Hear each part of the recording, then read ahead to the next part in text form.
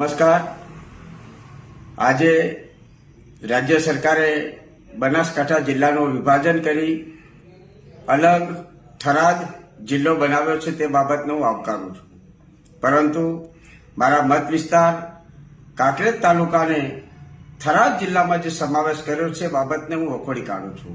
કારણ કે મારા કાંકરેજ તાલુકાના ખેડૂતો હોય, નાના મોટા વેપારી હોય, એમને પાલનપુર જવું આવવું ખૂબ સહેલું ને સરળ પડે છે.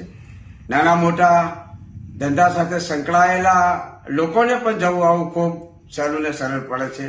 જ્યારે થરાદ જવું ખૂબ જ અટપટું ને અઘરું છે, ત્યારે આ તાલુકાને થરાદમાં સમાવેશ કરી અને જે નિર્ણય લેવામાં આવ્યો છે એ નિર્ણય યોગ્ય નથી. કોઈ પણ પ્રકારનું ભૌગોલિક પરિસ્થિતિની તપાસ કર્યા વગર જે નિર્ણયો લીધા છે, હું સરકારને વિનંતી કરું છું કે કાંકરેજ તાલુકાને બનાસકાંઠા જિલ્લામાં જ સમાવેશ કરે એવી મારી વિનંતી છે.